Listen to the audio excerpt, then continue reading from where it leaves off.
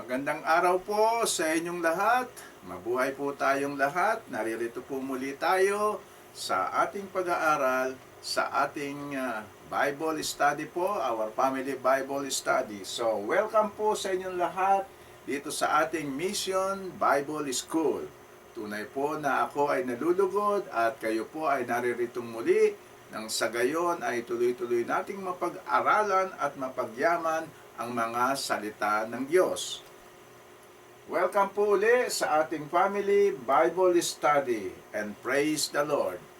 Sinabi po ng Diyos, babalik po tayo uli, sinabi po ng Diyos na you will find me when you search for me with all of your heart. So, ang katunayan pong sinasabi ng Diyos, siya ay makikita natin kung siya ay hahanapin natin ng ating buong puso. Kaya po, tuloy-tuloy po tayo sa ating pag-aaral ngayong araw na ito.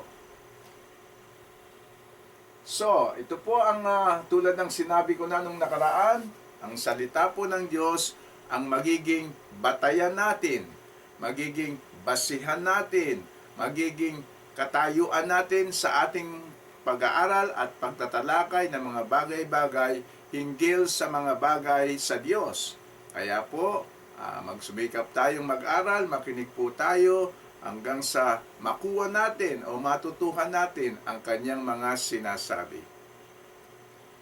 Ngunit bagamat maraming bagay na malulutas o mariresolve o mabibigyang katugunan ng ating salita ng Diyos, meron din po siyang mga bagay na itinatago niya o ikinukubli niya sa atin sa sarili niyang dahilan.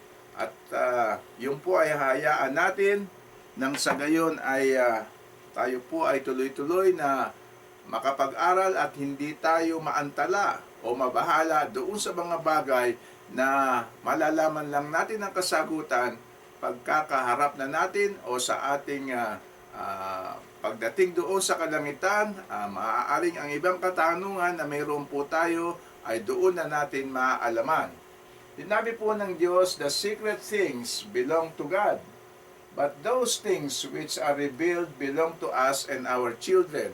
Ang ibig pong sabihin nito, sinasabi ng Diyos, na meron siyang mga bagay na itinatago, ngunit lahat ng kanyang ipinahayag sa atin, ito po ay para sa ating lahat at para sa ating mga anak. Nasabi rin dito, it is the glory of God to conceal a matter.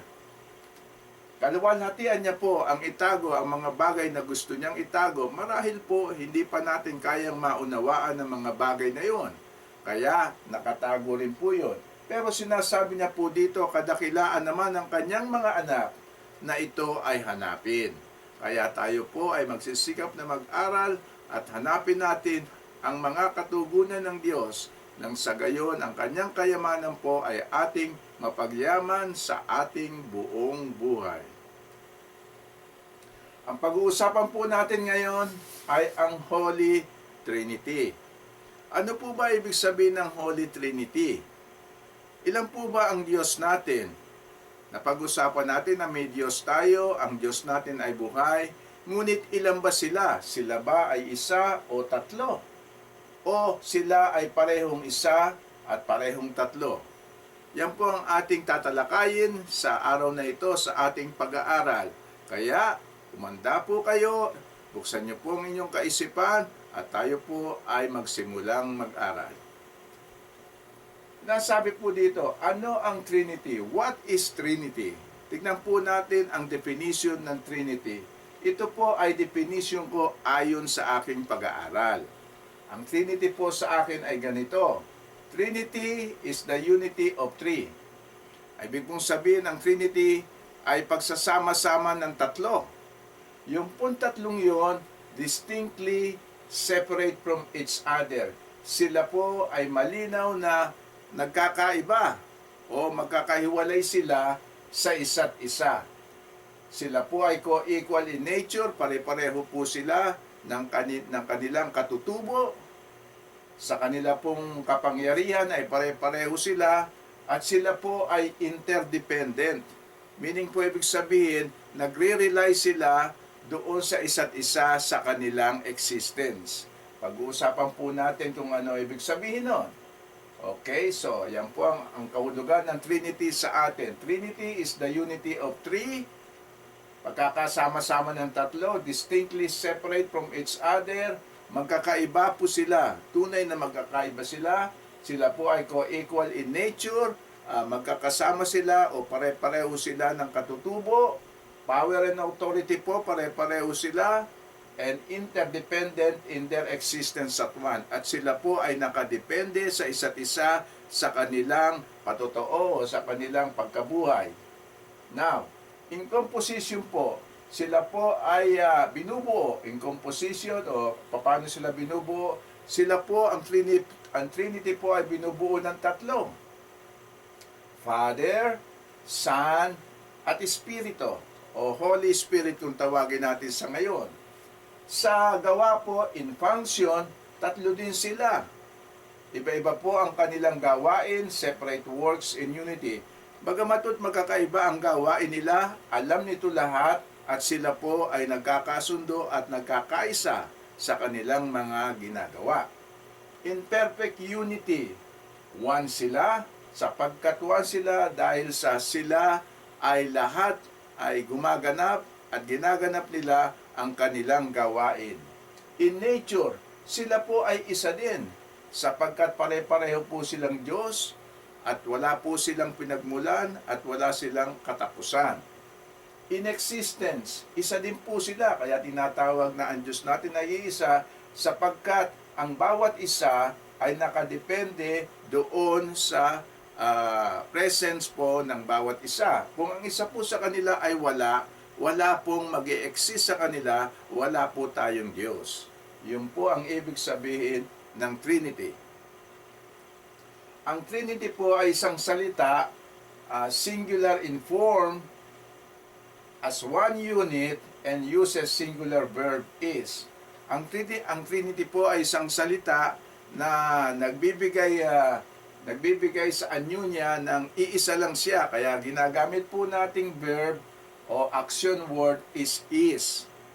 Hindi po are, kundi is. So, Trinity is one unit po. Pero, although isang unit siya, siya ay nagbibigay ng kahulugan na siya ay more than one.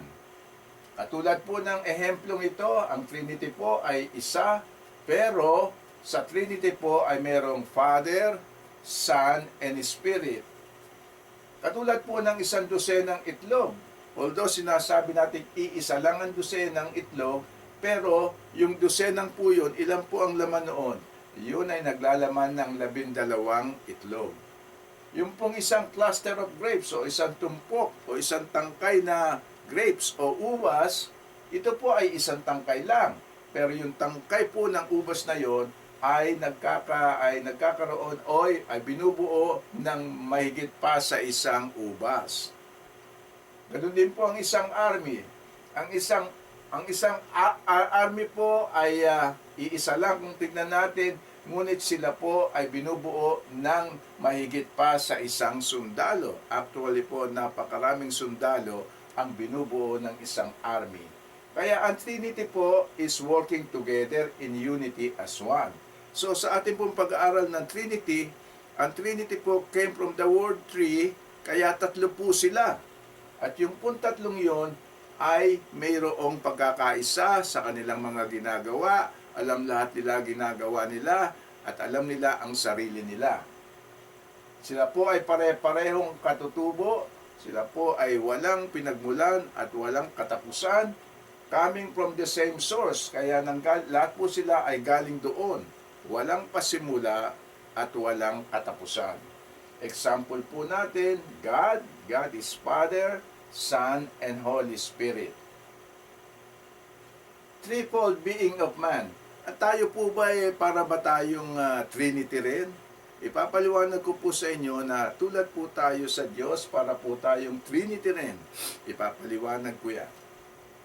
Okay, ang nature po, yung po ang pinagmulan natin. Ang nature po sa Tagalog, ito ay katutubo natin o katutubong ugali natin. Kaya ito pong ugali natin, hindi natin nakikita. Hindi mo makikita ang ugali ng isang tao. Pero ang ugaling pong yan ay ipinakikilala o ipinahihiwatig sa kanyang katawan o person.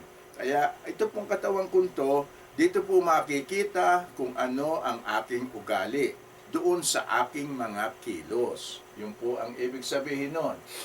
Pero ako naman po, yung nature po, ito, doon pinakikita sa aking katawan. Kaya person equals nature is revealed in the body. Na unawaan niyo po ba yon? Ang nature po ay ugali o katutubong ugali natin, at yung pong ugaling yon ay lumalabas o ipinakikita doon sa ating katawan. Kaya doon po ay ibubunyag ng katawan kung ano ang iyong katutubong ugali. Marami pong klaseng ugali, hindi po ba?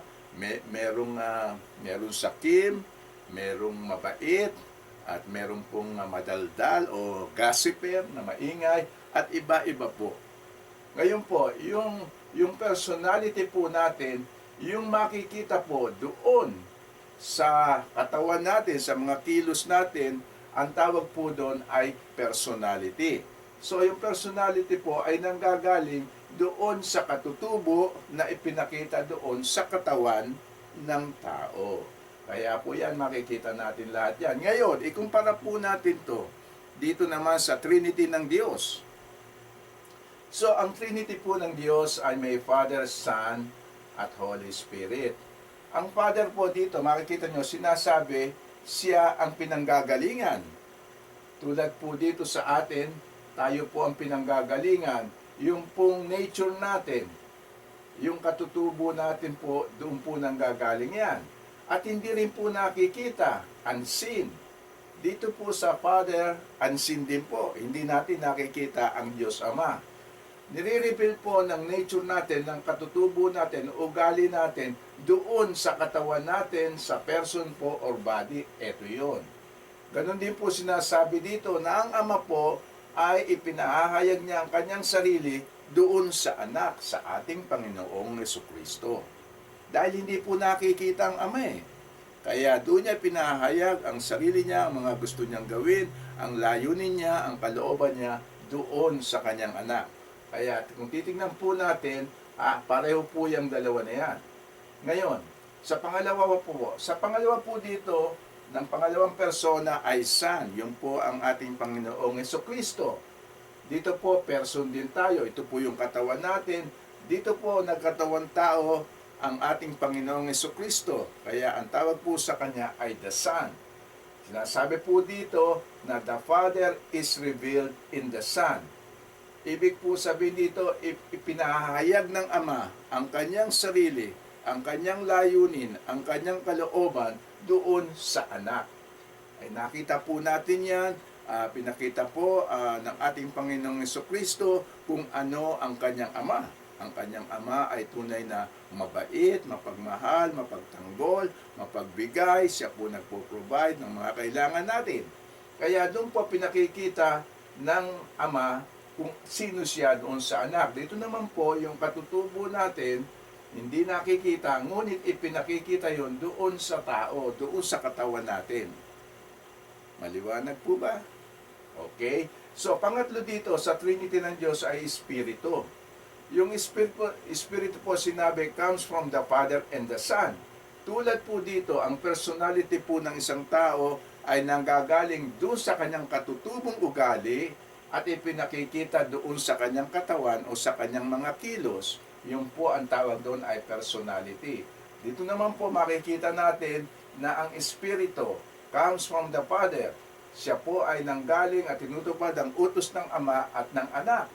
At kanyang pinakikilala ang Ama at ang Anak. Ganon din po dito, nakikilala natin ang isang tao sa nakikita natin sa kanya, pag-uugali sa kanyang katawan, at ang tawag po natin doon ay personality, at ang tawag na po naman natin dito ay Espiritu.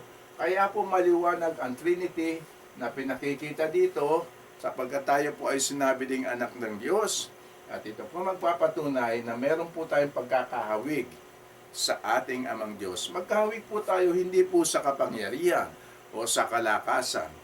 Magkakahawig po tayo sapagkat ang Diyos po ay nagmamahal, tayo po ay marunong din magmahal, At sa mga bagay po na mga ginagawa niya, plano niya, etc., meron din po tayong karunungan na ibinigay niya sa atin na ating nagagawa. Kaya doon po sa mga abstract characteristics, doon po tayo magkahawig, doon po tayo sinasabi na tayo ay nilikha ng Ama katulad niya. So dito po uli, pagmasdan po natin uli ito. So sa drawing pong ito, makikita natin ang Father, Son, and Holy Spirit. So dito po magkakasama silang tatlo. Kung aalisin niyo po ang isa dyan ay wala po tayong Diyos. Sapagkat ang Diyos po ay ipinakikilala na inire-reveal po siya, pinahayag po siya sa tatlong persona, Father, Son, and Holy Spirit. Yung pong mga katagang Father, Holy Spirit at saka Son, ito po ay simbolo. Simbolo lamang po ito ng kanilang mga gawain. Ang Father po, hindi naman siya talaga Father po doon sa iniisip natin na siya ay lalaki. Ang Diyos Ama po ay hindi lalaki sapagkat sinasabi po sa salita ng Diyos na ang Diyos po ay Espiritu. Kaya, bakit siya tinawag na Father? Kaya po siya tinawag na Father para makilala natin kung sino siya. Makilala natin ang kanyang ugali, makilala natin ang kanyang layunin, makilala natin ang kanyang kalooban.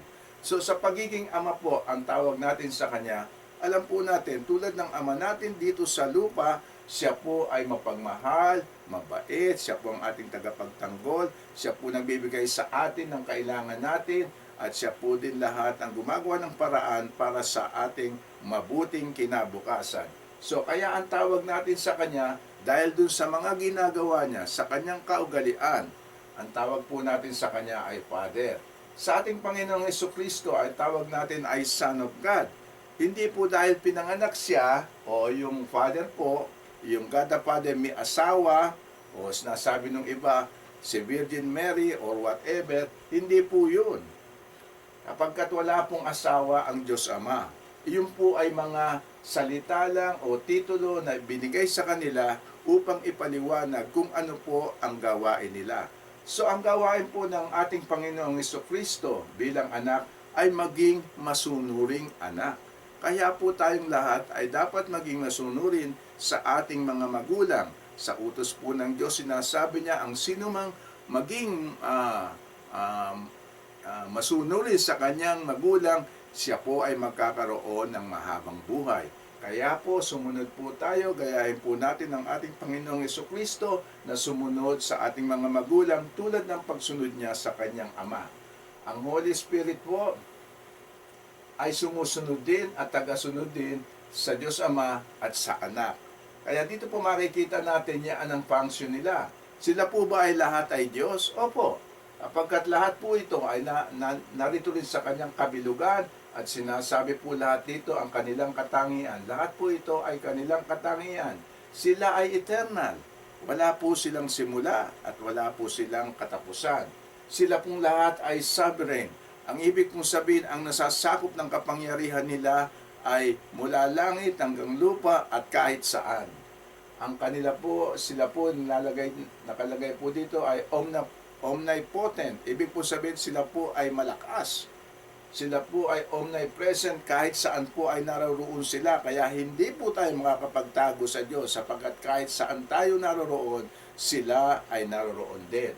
Omniscient, ang Diyos po ay napakarunong. Hindi po natin matatawaran ang dunong ng Diyos. Lahat po ay alam niya mula sa nakaraan, kasalukuyan at kinabukasan. Ang Diyos po natin, sila pong lahat ay holy. Ito po ay nagsasabi ng kanilang kapurihan, kalinisan, kaya sila po ay tinatawag na holy. Ito po naman ay righteous, sila po ay mga makatwiran at ang kanilang mga paghuhusga o judgment po nila ay righteous. Ito po naman sinasabi katotohanan, lahat po sila ay katotohanan. Wala pong sinungaling at hindi nagsisinungaling ang Diyos. Sila po ay pag-ibig. Pinakilala po yan ng ating mahal na Ama na pinadala niya ang kanyang anak na si Jesucristo upang siyang magbayad ng ating mga kasalanan o kaparusahan ng ating mga kasalanan. Sila pong lahat ay hindi nagbabago. Ang kanila pong layunin, ang kanila pong pagkatao ay hindi nagbabago. Tulad po ng sinabi ng ating Panginoong Jesucristo ay sinasabi po doon ni Paul na siya po ay ang nakaraan, ang kasalukuyan, at ang kinabukasan. Hindi po siya nagbabago. Ngunit dito po makikita natin, meron po ang Son po dito. Makikita po natin siya po ang napili o siya po ang nag-volunteer na lumigtas o magligtas sa atin bilang pagsunod po sa kanyang ama o sarili niya ring kagustuhan. Siya po ay inilaan niya ang kanyang buhay para maging tao, at nang sa gayon po sa kanyang pagiging tao, siya po ang maging sacrifice po na inilaan para kabayaran ng ating mga kasalanan. Kaya makikita po natin dito, pinanganak po, at ang isang tawag po sa kanya o titulo o pangalan ay word or salita. Kaya dito po mababasa natin sa salita ng Diyos, sinasabi, there are three that bear witness in heaven. Tatlo po ang saksi sa langit. Ang sinasabi ng ating Biblia o ng salita ng Diyos. Tatlo ang saksi sa langit. Okay, sila po ang the Father, the Word, yung Word po, referring to Christ, and the Holy Spirit. And these three are one. Yung pong tatlong yun ay isa. Ngayon, bakit po isa yan? Iisa po sila dahil kasi po, ang kanilang existence para po magkaroon ng Diyos, sila pong tatlo ay dapat lumitaw. Kung wala po ang isa sa kanila, wala po tayong Diyos. Pag-aaralan po natin yan. Doon po sa Deuteronomy 6:4, may nakasulat po.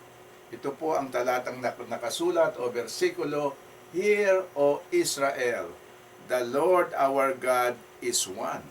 Ang tawag po doon sa salita sa Hebrew po o yung original na sulat na Hebrew ay Elohim.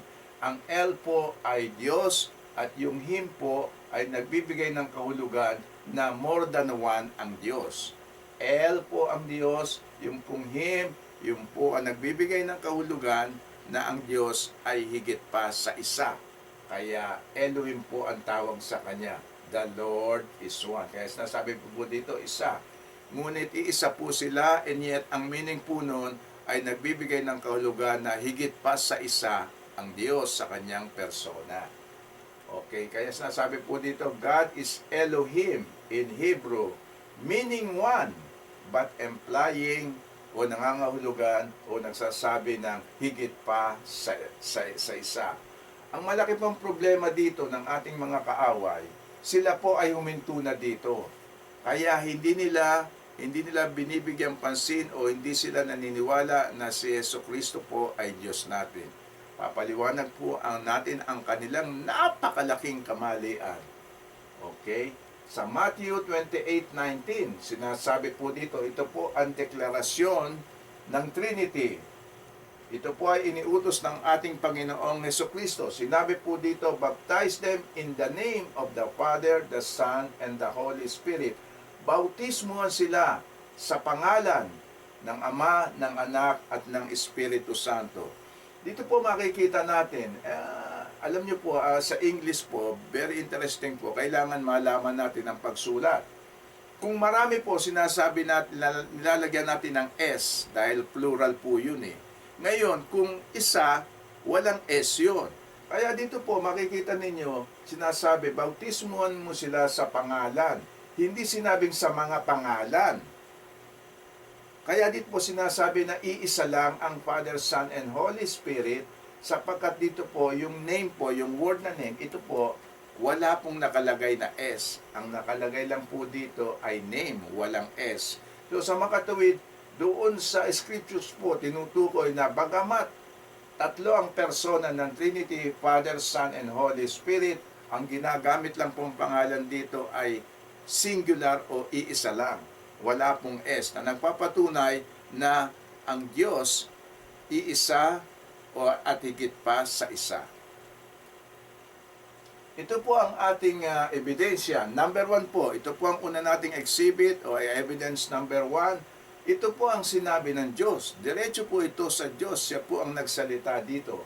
Ang sabi ng Ama, let us. So yung pong salitang let us, ito po nagpapatunay na may kausap siya.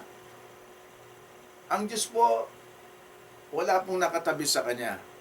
Siya lang po ay isa. Ngunit dito po sinabi, let us. So yung pong us dito nangangahulugan ng higit pa sa isa. Let us make man in our image. Itong our po, plural din yan. Our. So may kausap siya at sinasabi niya, likain natin ng tao o lumikha tayo ng tao ayon sa ating image. Ayon sa ating likeness po. Yung po sinasabi dito, makikita natin, let us, our image, tsaka our likeness.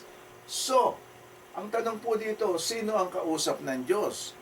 May makikita po kayo mga nagtuturo na nagsasabi ang kausap ng Diyos ay mga anghel. Napakahirap pong paniwalaan yan. Sapagkat ang mga anghel po naman ay hindi naman sila creator. Sila po ay kinreate ng Diyos, pero hindi sila creator. So, paano sasabihin nila na ang kausap ng Diyos dito ay ang mga anghel? Ang mga anghel po ay hindi Diyos, hindi po sila nakakapaglikha. Sinabi dito, hali kayo at tayo ay lumikha ng tao. Paano makakalikha ng tao ang mga anghel? Kaya po, mag-iingat kayo sa mga naririnig niyong ibang mga filosofiya o ibang interpretasyon ng Bible. Kailangan po suriin natin at ilagay natin ang kanilang mga turo dito po sa apoy ng katotohanan ng salita ng Diyos. Again po, let us. So nakikipag-usap po ang tatlo, Father, Son, and Holy Spirit. Nag-uusap silang tatlo at sinabi nila, hali kayo at lumikha tayo ng tao ayon sa ating kaanyuan o ayon sa ating mga katangian. Yung po ang ibig sabihin dito. Hindi po anyo, kasi tayo po ay walang anyo ng Diyos. Ngunit, meron po tayong katangian ng Diyos. Tayo po ay mapagmahal. Tayo po ay merong desisyon. Tayo po ay merong kalayaan at iba pa. Ulitin ko po hindi po sa anyo, kundi sa mga katangian, sa mga characteristics doon po sa katangian ng tao na marunong siya mag-isip, meron siyang sariling pag-iisip, meron siyang sariling determinasyon, meron siyang sariling desisyon. Doon po tayo katulad ng Diyos. Isa pa pong ebidensya, number 2, tingnan po natin, ang Diyos din po ang nagsalita nito. Ito po ang sinasabi doon. In Genesis 11:7, sabi niya, come, hali kayo, let us. Nakita po natin ulit dito, let us. So tinatawag niya. Sino tinatawag niya? Hindi po ang mga anghel. Ang tinatawag niya po ay ang Lord Jesus Christ at ang Holy Spirit, ang mahal na Espiritu Santo. Ang sinasabi po dito ay, hali kayo, bumaba tayo at ating lituhin o baguhin ang kanilang mga dila o mga language po o mga salita nang hindi nila maintindihan ang kanilang sarili sa isa't isa. Ito pong istorya na ito ay doon po sa istorya ng tower po, ng Babel po, Babel Tower. Ito po ang ibig sabihin. Kasi po sila po ay nagkakabuunan, nagkakaisa mga tao at gusto nilang umakyat doon sa langit. Kaya nagtatayo sila ng napakataas na tore. Ang sabi ng Diyos dito, may problema tayo dito, kaya bumaba tayo at ating baguhin ang kanilang mga salita nang sila ay magkaroon ng confusion, nang sila ay malito at hindi nila magawa ang pakay nilang gawin. Ito po, evidence pangatlo po ito. Tingnan po natin ito. At dito po, sinasabi dito, ang Diyos po ang nagsalita uli. Ang sabi dito, also I heard the voice of the Lord. Narinig ko ang salita ng Diyos na nagsasabi, sino ang aking ipadadala? Sino, whom shall I send? And sino ang pupunta para tayo ay kanilang irepresenta? Sino ang whom shall I send and who will go for us? Sino ang ating magiging sugo? Makikita po natin dito, for us, as uli po ito po ay more than one. So may kausap din ng Diyos dito. 3 beses po pinakita natin na ang Diyos ay nagsasabi na may kausap siya. So ang ibig pong sabihin, meron siyang kausap na doon sa dalawang miyembro ng Trinity po, ang Holy Spirit at ang Panginoong Jesucristo, the Son of God.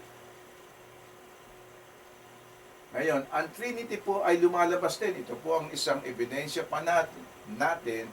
Ang Trinity po ay makikita sa mga iba't ibang talata o iba't ibang verses o versikulo po.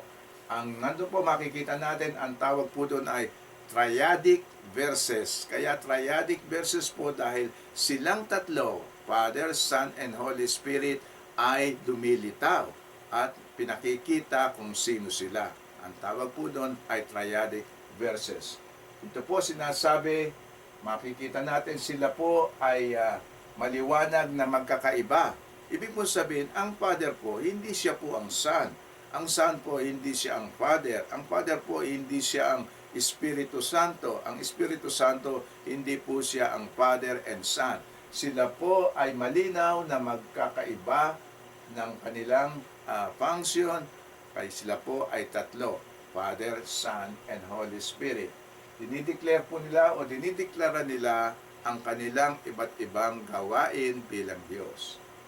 Yun po ang ibig pong sabihin nun sa triadic verses. Makikita po natin na pinakikita nila na iisa ang pinanggalingan nila, iisa ang kanilang katutubo, iisa ang kanilang nasasakupan, at sila lahat ay pare-pareho po ng kapangyarihan dito sa buong mundo at sa kalangitan. Number 1 po, na triadic verses na makikita natin dito, sinasabi po dito sa Isaiah 42:1, Behold my servant. So dito po makita natin ang servant at yan po ay tumutukoy sa the Son of God o ating Panginoong Jesucristo, whom I, okay, yung I po dito, ang tumutukoy po dyan yung Father. Uphold my elect one in whom my soul delights. I have put my spirit. Ito po ang Holy Spirit. Kaya makikita nyo po dito, andito po ang Son, andito po ang Father, at nandito po ang Holy Spirit. Makikita po natin yan dito sa Isaiah 42:1. Kaya po malinaw na silang tatlo ay naririto, magkakapareho sila, dinideklara nila ang pagiging ama nila, Ama, Anak, at Espiritu Santo. Ngayon, tatanungin ko po kayo, dahil marami po nagtatanong hindi naman sinasabing Trinity yan. Walang word na Trinity. Totoo po, wala pong salitang Trinity sa Bible. Ang tanong nyo po sa kanila, sa Iglesia, sa Jehovah, tanong nyo po sa kanila, o sa Mormon, o sa iba pa, ikaw ba naniniwala sa Bible? Yung po ang tanong ko sa iglesia, ikaw ba naniniwala sa Bible? At sabi niya, oo. Bakit ka naniniwala doon? Meron ba salitang Bible doon sa Bible? Hindi na po sila nakaimik. Sapagkat wala pong salitang Bible doon sa Bible. Kung walang salita, bakit ka naniniwala? Hindi ka naniniwala sa Trinity dito dahil walang Trinity, di wag mo rin basahin ang Bible. Kasi wala namang salitang Bible doon sa Bible. May mga bagay po na hindi nakasulat sa Biblia, ngunit ipinahihiwatig pa, ng higit pa sa salita na dapat nakasulat sa Bible. Dito po, pinakikita ang Trinity, kitang-kita po natin, ito po ang Anak, narito po ang Ama, at narito ang Espiritu Santo. Malinaw po ba? Kaya titingnan po natin. Ito po ang unang napakita ko sa inyo na triadic verses at meron pa po. Titingnan po natin. Alright, so ito naman po ang pangalawang triadic verses, Isaiah 48:16. Sinabi dito, Come near to me, hear this. Pakinggan mo ito, I have not spoken in secret. Hindi ako nagsalita na nakatago. From the beginning, from the time that it was I, the Son, was there. And now, the Lord God, ito po ang Father, and His Spirit, ito po ang Espiritu Santo, have sent me, the Son. Kaya dito po makikita natin silang tatlo magkakasama. Ngayon, kung sasabihin natin na hindi sigurado naman na pare-pareho yan. Ngayon po, Kung titignan po natin dito, iisa pinanggalingan nila o wala silang pinanggalingan. Ang kanila pong kapangyarihan ay pantay-pantay. Ngunit, ang kanila pong existence o pagiging totoo o pagka makita natin kung talagang may Diyos, kailangan po lahat sila ay nandoon. They must all exist. Kung isa po ay wala doon or absent, wala po tayong Diyos. Tutuloy po natin ang ating pag-aaral. Now, ito naman po ang pangatlo. Sa Matthew naman po, 3:16 to 17. Tignan po natin ito uli kung nandoon silang tatlo. Dito po nakalagay, when he had been baptized, nung siya ay mabautismohan, si Jesus po, the Son, came up immediately from the water. Lumabas siya mula sa tubig at masdan ninyo, ang langit ay nabuksan sa kanya at nakita ang Espiritu. Nandito po ang Espiritu ng Diyos na bumaba na tulad ng isang kalapati at ito po ay dumapo po sa kanya, and suddenly nakarinig po ng boses doon from the Father saying, ito po sinasabi ng Diyos Ama, "This is my beloved Son whom I po, the Father, am well pleased," ay natutuwa. Kaya dito po sa versikulo ito, makikita natin na nandito po ang Panginoong Jesucristo, narito po ang Holy Spirit, narito po ang Diyos Ama. So yan po nagpapatunay na sila ay tatlo, na meron po tayong tatlong Diyos na persona ng Father, Son, and Holy Spirit. Kaya ito po ay hindi natin maikukubli, ngunit kinukubli nila. Hindi nila pinag-uusapan, ito ang mga taong laban sa Trinity, hindi naniniwala sa Trinity, inaalipusta ang Trinity, nilalait nila ang Trinity, pinagtatawanan nila ang Trinity. Ngunit sa atin po, napakalinaw. Marami pong mga tao na mayroong mata, magagaling at may pag-iisip. Ngunit kung hindi po sa kanila nire-reveal ng Diyos ang karunungang makalangit, hindi po nila maintindihan.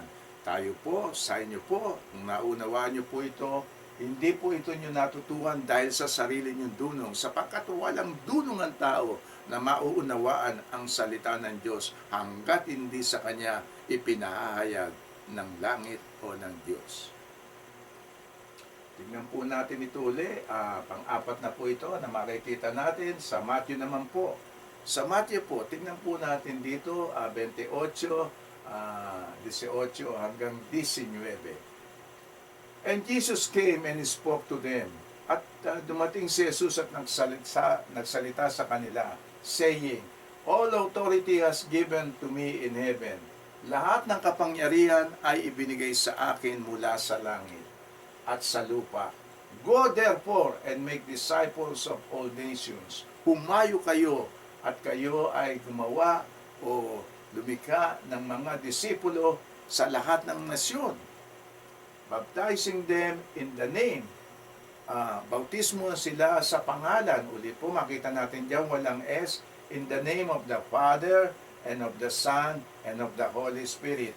Kaya dito po makikita natin na ayan, sinabi mismo ang Father, nandiyan po ang Father, nandiyan po ang Anak, at nandiyan po ang mahal na Espiritu Santo. Amen po ba? Sana po maunawaan nyo ang mga katibayang ito na pinakikita ko sa inyo mula sa ating Panginoong Diyos. Ngayon naman po, ito po, panlima na po ito sa mga verses po. Napakarami po. Namili lang po ako ng mga verses na angkop at madali nating maunawaan. Sa Luke 4:18 po, sinasabi, the Spirit, that's the Holy Spirit po of the Lord po dito, yan po ang Diyos Ama. Ang sabi ng ating Panginoon Diyos is upon me, na nasa sa akin, the Son. Dahil ako ay kanyang inutusan na magturo ng magandang balita sa may hirap, at ako ay kanyang pinadala para magpagaling ng mga pusong may damdamin o may kasakitan, at para aking ipahayag ang kalayaan, at ang ganun din po ang mga bulag ay makakita at sila po din ay magkaroon ng kalayaan. So dito po ang tinutukoy natin dito, pinakikita natin dito na narito po ang Espiritu Santo, narito po ang Ama, at narito po ang Anak. Amen po ba? Praise the Lord. Alright, pang-anim po sa mga triadic verses natin, sa Korinto po, pumunta po naman tayo sa Korinto po, ito ang libro o aklat na sinulat ni Paul sa mga taga-Korinto. Sinasabi po dito, the grace of the Lord Jesus Christ, o yan po ang Son, and the love of God, tumutukoy po sa the Father, and the communion, at ang pagsasalo-salo ng Holy Spirit. So, dahil po makikita natin dito, andito po ang Diyos Anak, Jesus Christ, andito po ang the Father, God, at nandito po ang Holy Spirit. Malinaw na malinaw po. Wala pong kaduda-duda. Ipinakikita dito ang Trinity doon sa mga verses na pinag-aralan natin ng mga nakaraan pa. At dito po, mapapatunayan natin na ang Diyos natin na iisa, nasa tatlong persona, Father, Son, and Holy Spirit. Ito po, marami pa tayong triadic verses dito. Makikita po natin dyan, sinasabi po sa Matthew 3:16-17, Jesus the Son, the Spirit, the Father. Dito naman po sa John 14:16, the Son, the Father, and the Comforter, na ang Holy Spirit din po yun. Dito po naman sa 1 Peter 1:2, nandito po ang God the Father, ang Spirit, at Jesus Christ. Doon po naman yun sa 1 Peter 1:2. Dito naman po sa 2 Corinthians 1:21-22, narito po ang Ama, narito po ang Anak, narito po ang Espiritu Santo. Dito po sa 2 Corinthians 13:14, nakasulat din po, andun po ang Diyos Anak, ang Ama, at ang Espiritu Santo. Doon po sa John 15:26, nandun po ang Espiritu, nandun ang Ama, nandun ang Anak. At doon po sa Ephesians 2:18, naroon po ang Anak, naroon po ang Ama, at naroon po ang Espiritu. At doon po sa Ephesians 5:18-20, naroon po ang Spirit, naroon po ang Ama, naroon po ang ating Panginoong Jesucristo, the Son of God. Ang question po, why the Father, Son, and Spirit is grouped as one if they are not the same nature, power, and authority?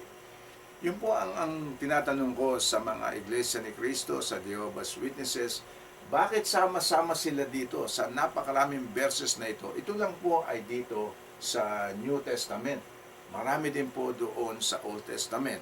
Ngunit binigyan ko lang po kayo ng ehemplo na magpapatunay na ang Trinity po ay Father, Son, and Holy Spirit. Sila po ba ay magkakaiba ng nature o magkakaiba ng kapangyarihan? Hindi po. Lahat po sila ay Diyos. Pinapatunayan po dito niyan. Ngunit ang gawain nila ay iba-iba. Ngunit sila po ay isa, nagkakaisa, at gumagawang sama-sama ayon sa kanilang kalooban.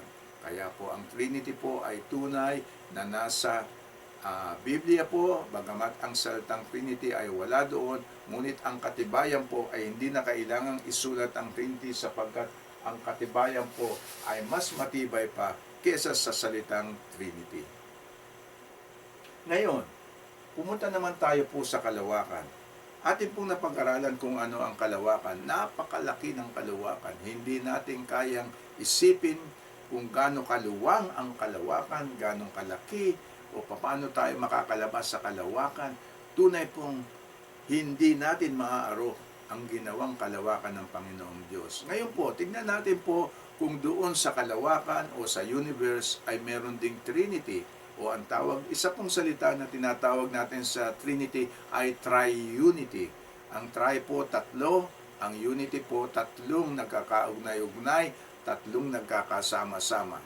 Kaya po dito papatunayan natin na merong triunity in the universe. Alright? Ngayon, kung kayo po ay Diyos o kung sino po ang Diyos na magpapakita sa inyo o magsasabi na siya ay Diyos, tanungin niyo po siya, ano ang kailangan ng isang Diyos para po siya ay makalikha ng kalawakan? Narito na po ang sagot. Tatlo po ang kailangan din ng Diyos. Ang Diyos po natin, kung tawagin natin sa English ay Triune God. Yung pong Triune ay nangangahulugan ng Trinity. Adjective lang po yung salitang yun, kaya't natawag nating Triune God. Alright? Ang paggawa po ng universe, kinakailangan ng Diyos, tatlo din. Sapagkat Triune God, kailangan niya rin ng tatlong bagay.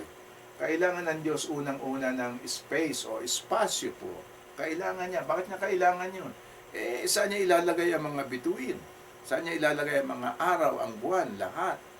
At iba't ibang planeta. Kaya kailangan po ng Diyos ang space. Kaya unang kailangan ng Diyos, kailangan gumawa siya ng space. Ang susunod niyang kailangan ay yung matter. Yung pong matter, ito po ang mga planeta, mga buwan, mga araw, bituin, at iba-iba pa. Yung po ang kailangan niya. Sapagkat kung meron ka ng space at wala kang matter, yun lang. Parang ang tatawagin po natin, empty space yun. Walang laman Ngunit nilagyan po ng laman ng Diyos yun. Nung nagawa niya ng space, nilagyan niya ng laman. Ito po mga planeta, mga buwan, araw, bituin, at iba pa. Ngayon, yung pong mga may space ka na po, meron ka ng matter, yung po nandoon lang, hindi umaandar. Para po umikot yun, para po magkaroon ng aksyon. Isa pa po ang kailangan natin, at yan po ay nakikita nyo na at alam nyo, ang tawag po natin dyan ay time. Kung wala pong oras, walang time, hindi po aandar ang mga bagay na nandoon sa espasyo na ginawa ng Diyos. Kaya, bagamat may time dito, ang Diyos po ay hindi po siya subject o hindi siya nasa loob ng oras. Siya po ay walang oras. Ang Diyos po, ginawa niya lang ang oras. Kaya ito po ang kailangan nating tatlong bagay. Ito po ang kailangan ng Diyos na tatlong bagay para magawa niya ang universe natin na napakalaki. Ito po ang universe. Kailangan niya ng space, espasyo, kailangan niya ng matter. Ito po ang mga bagay na nasa kalangitan ngayon na nakikita natin, mga bituin, planeta at iba pa. At kailangan niya ng oras para ang mga planeta at mga bagay na nasa langit o nasa universe po ay umandar. Tatlo din po yan na kailangan. Kaya kung dito po makikita natin na isa dito ang wala po tayong matatawag na universe. Kung walang oras, wala kang universe. Kung wala kang space, wala kang paglalagyan.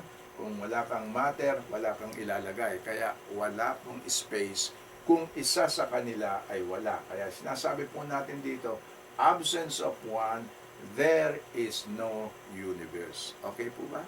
Patuloy po tayo. Ngayon, doon po dito po sa space, matter, and time, i-explain po natin isa-isa kung ano ang ibig sabihin niyan. Yung pong space, narito po ang space. At makikita niya po, yung espasyo po ay nangangailangan din ng tatlong bagay. Kailangan po niya ng taas, kailangan niya po ng haba, at kailangan niya po ng labat, ng kalaparan, para po makita natin ang kaluwangan ng space na yon o espasyo. Ang height po, hindi po yan ang length. Ang length po, hindi po yan ang width. Magkakaiba po yan. Tulad po nito. Ang space po, hindi siya ang matter hindi siya at time. Magkakaiba po lahat yan. Tulad po ng Father, Son, and Holy Spirit, magkakaiba sila. They are distinctly separate from each other, but they are of the same nature, power, and authority. Kaya dito po, kailangan po, para magkaroon ka ng space, kailangan mo ng height, kailangan mo ng length, kailangan mo ng width. Hindi po ba? Nakakagalak na makita ang karunungan ito na maski sa universe, kailangan ng Diyos ng tatlo, sa space, kailangan niya ng tatlo, at mapag-aralan po natin ang matter at ang time. Dito po makikita natin ang Trinity. Dito po sa space lang makikita natin ang Trinity o similar po o kahawig po ng Trinity, kapagkat kung wala ang isa sa kanila, ay wala po tayong space. Again, absence of one, there is no space. Amen? Dito po naman ay pag-usapan natin ang matter. Nandito po ang matter sa pinakita natin universe na kailangan ng Diyos ng matter. Yung pong matter, tatlo din ang kailangan niya. Ang matter po tulad ng mga bagay na nakikita natin, na hawakan, ito po, ang matter na ito ay nagpuproduce ng energy, na kailangan may motion, at magkakaroon ng phenomena. Alright? Ang energy po, ito po nakikita natin ng action. So sa mga katwid po, para magkaroon ng energy, kailangan merong motion. Ang motion po ay nanggagaling sa matter. Pagka ang matter po ay gumagalaw na, ito po ay nakakaroon ng energy. At pagka may energy na po, maglalabas ito ng nakikita nating mga resulta o pangyayari. Ang phenomena po ay pangyayari. Kaya kung meron po tayong motion, meron tayong magkakaroon tayo ng energy, at ang motion po at ang energy ay magpuproduce po ng pangyayari. Tulad po ng waterfall. Nakita niyo po ba ang isang waterfall? Ang waterfall po ay may motion. So yung pong motion na yun nagpuproduce ng energy. At yung pangyayari po ay makikita natin habang ang tubig po ay bumabaksak mula doon sa kahit kanyang pinanggalingan. Kaya yun po ang ibig sabihin. At kung wala po ang isa sa kanila, ulit ko po ulit, absence of one, there is no matter. Kaya dito po makikita din natin, tulad din po ito ng Trinity, Father, Son, and Holy Spirit. Magkakasama po silang tatlo. At kung ang isa sa kanila ay wala po tayong matter. Ganun din po ang pinaliliwanag natin dito sa universe. At ang pangatlo po ay oras. So, dito po sa universe, kailangan natin ng oras. At ang oras po, kailangan din yan ng tatlong bagay para magkaroon ng oras. Kung wala po lahat yung tatlong bagay na yun, wala po tayong oras. Tignan po natin. So, ito po ang oras. Ang oras po, kailangan po ng past, present, and future. Ang past po, hindi po yung present, hindi yan future. Ang future, hindi po yung past, hindi yan ang present. Ang present po, hindi future at hindi past. So, yan po ay magkakaiba. Ngunit, kung sila ay nandoon lahat, doon lang po tayo magkakaroon ng oras. Kaya kailangan po natin ng oras para gumalaw ang mundo. Makikita lang po natin dito ang Trinity, Father, Son, and Holy Spirit. Kung isa ang wala sa kanila, wala po tayong Trinity. At dito rin po, kung isa dito ay wala tayong oras, wala tayong universe. Kaya ulit po, nasabi ko ulit, absence of one, there is no time. Okay po ba? Tuloy po tayo. So ngayon naman po, titingnan natin o nakita na natin at pag-aaralan po natin, i-reviewin natin how man reflects God. Paano natin maihahalin tulad tayo sa Diyos? Pagkat sinabi niya, tayo ay kanyang nilikha ayon sa kanyang characteristics o hindi po kanyang kundi katangian. Ayon sa kanyang katangian, tayo po ay kanyang nilikha. Ang similar po dito, ang illustration po natin dito, kung ihahambing natin, tayo po ay nature, person, and personality. Sa Father po naman, sa Trinity po naman, Father, Son, and Holy Spirit. Kaya kung makikita po natin, tunay po na tayo ay nilikha ng Diyos sa kanyang katangian. Tulad po niya, may katangian siya, tayo po ay may katangian. Sabi ko na po, ang Diyos ay marunong magmahal, marunong din magmahal ng tao. Ang Diyos po ay may freedom po tayo, may kalayaan tayo. Ang Diyos po ay marunong, may karunungan po tayo. Ang wala lang po sa atin ay ang kapangyarihan ng Diyos. Hindi rin po tayo katulad ng Diyos in terms po doon sa anyo, sapagkat ang Diyos po ay Espiritu, kaya tayo po ay hindi Espiritu, hindi po tayo anyo ng Diyos. Ngunit yung katangian niya po, doon tayo magkahawig sa Kanya, kaya po tayo ay nakakapag-uusap sa Kanya, nakakapagdasal tayo sa Kanya. Okay po ba yun? Alright? Ayan, tingnan po natin ito. Kaya yaan po, sa unity, uulitin ko lang po, no one exists without the other. Kung wala po ang isa sa tatlong persona, wala po tayong Trinity, wala po tayong Diyos. Amen po ba? Ayan. Isulat nyo lang po kung meron kayong katanungan at kung moderator natin ay ipapaliwanag sa inyo. Ngayon, Tingnan po natin dito ang trabaho. Dito naman tignan natin, kung sabi mo, Brother Bert, sila ay sama-sama, sila ay isa. So, paano sila nagtatrabaho? Kanya-kanya ba sila ng trabaho? Dito po pakikita ko sa inyo na ang Trinity po ay pare-pareho nagtatrabaho, sama-samang nagtatrabaho, ayon sa kanilang kalooban. Tignan po natin ito. Ito po ay napakaganda, kaya huwag kukurap ang inyong mata, huwag kayong iidlip, sandali lang po. Pag-aralan po natin ito nang sumigla ang buhay niyo.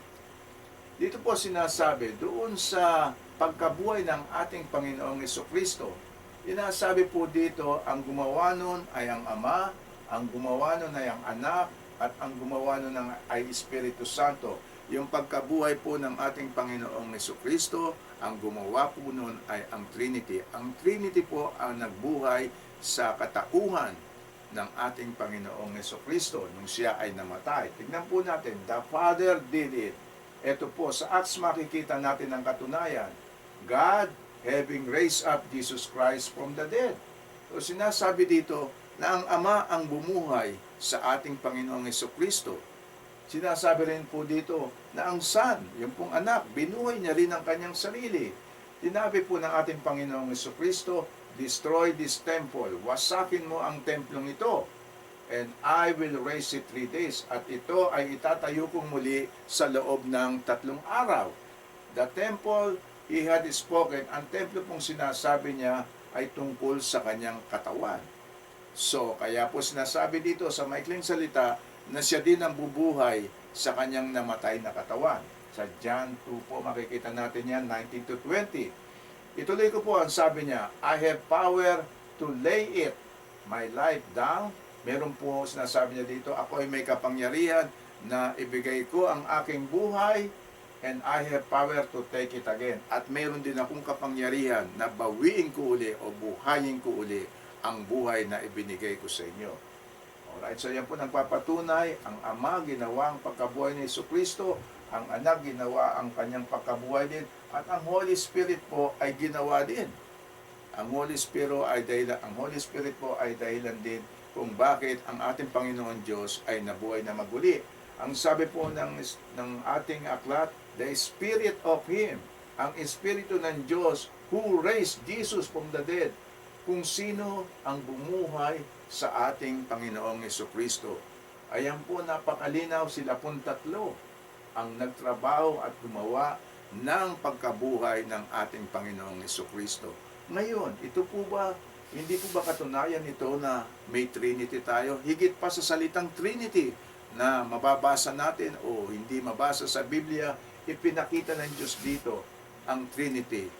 Ang Trinity po ng ating paniniwala sa iisang Diyos. Ang creation po ay tunay na malaking katibayan, matinding katibayan po na ang Diyos ay tatlo, sapagkat sila pong tatlo ang naglikha ng ating kalawakan. Sinasabi po dito, the creation, the Father did it, the Son did it, the Holy Spirit did it. Ginawa ng Ama, ginawa ng Anak, ginawa ng Holy Spirit. Nilikha ng Ama, nilikha ng Anak, nilikha ng Holy Spirit. Tunay po na napakagandang pag-aralan ang salita ng Diyos. At dito natin makikita ang tunay na katibayan. Kaya po lahat po ng nagtuturo, mga palsong propeta, mga palsong o huwad na teacher po, mag-iingat po kayo. Kailangan po ito ay ating itest o suriin po sa apoy ng katotohanan ng mga salita ng Diyos. Tignan po natin dito, ang creation po, ang kalikaan ay nilikha ng Ama. Basahin po natin, in the beginning, God created the heavens and the earth. Inasabi po yan ng Diyos Ama na siya ang lumikha ng langit at lupa. Ituloy po natin, ano po sabi ng anak? Ito naman ang sabi ng anak, nilikha ko rin yan. Ang sabi po ng Biblia, for by Him, dahil sa Kanya, all things, lahat ng bagay, were created, ay nalikha, that are in heaven and that are on earth, na nasa langit at nasa lupa. Siya po ang ating Panginoong Jesucristo. He is before all things. Bago ang lahat ay siya muna. At sa Kanya, all things consist. Dahil po sa Kanya, lahat ay tuloy-tuloy na gumagalaw, lahat ay tuloy-tuloy na nabubuhay. Without Him, kung wala siya, nothing was made. Walang nalikha na nalikha. Kaya tunay po dito pinapatunayan na ang Diyos Anak, ang ating Panginoong Kristo ay Creator din, kasama niyang Ama na lumikha sa buong kalawakan, lahat ng bagay na nasa langit, lahat ng bagay na nasa lupa. Tignan po natin ang Holy Spirit. Ito po ang Holy Spirit. Sinasabi din, ginawa din po ng Holy Spirit ang mga bagay na nasa langit at nasa lupa. Sinabi po dito, when you send your Spirit, nang ipinadala mo ang Espiritu, lahat ng bagay ay nalikha. They are created. Wow! Hindi po ba magandang katibayan yan? Tunay na ang katibayan ito na sama-sama silang tatlo. Ito po ang katunayan ng Trinity. Hindi na po kailangan na ang word Trinity ay lumabas sa Biblia sapagkat higit pa sa salitang Trinity ang pinakita dito sa atin ng Diyos na silang tatlo lahat ang gumawa ng buong kalawakan sa langit, sa lupa at lahat ng bagay. Kaya yung pong mga tumatanggi o naglalait o pinagtatawanan ang Trinity, kailangan po para mapatutuhanan nila na sila ay tama, kailangan po itanggi din nila. Kaya napipilitan ngayon silang itanggi, gumawa sila ng paraan na itanggi at patunayan na si Kristo ay hindi Diyos at ang Holy Spirit ay hindi rin Diyos. Alam niyo po ang conclusion natin, they are in big trouble. Pagkat pinakita po natin, pinakita ko na po sa inyo ang mga katunayan ng Diyos. Nandiyan po lahat. At sila po, itong mga taong to, ito po ang mga kulto na hindi sumusunod at binabaluktot ang salita ng Diyos.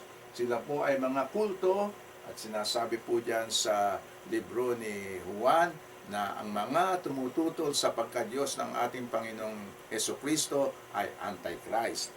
Pag-aaralan po natin ang bagay na yan sa susunod na mga aralin natin. Ngayon po, ang mga taong ito, they are in big trouble, kaya kailangan po sa kanila, para sila makatakas, they have to twist. Kailangan maliin nila, sirain nila ang Biblia, sirain nila ang kahulugan, ang mga mensahe po doon sa Biblia. Kaya mag-iingat po tayo. Yan pong mga taong yan ay napakagaling manlansi ng tao. Kaya po, mag-iingat tayo. Kung naalaman mo na ang katotohanan ito, at may nakita kang kaibigan na papunta na sa iglesia o sa Jehovah, tulungan mo sila at bigyan mo sila ng mga aralin.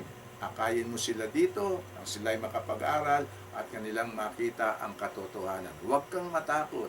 Huwag kang matakot, kapatid, sapagkat ang Diyos ay nasa sa iyo. Amen? Okay, tuloy po tayo. Kaya dito makikita natin ang Diyos natin. Ito po lahat ang katangian ng Father, Son, and Holy Spirit, ng Diyos Ama, Diyos Anak, at Diyos Espiritu Santo. Sa ngayon po, maaaring kabisado nyo na ang ating pinag-aralan sapagkat pang-5 beses ko na po ito na ipinakita sa inyo at ipinaliwanag.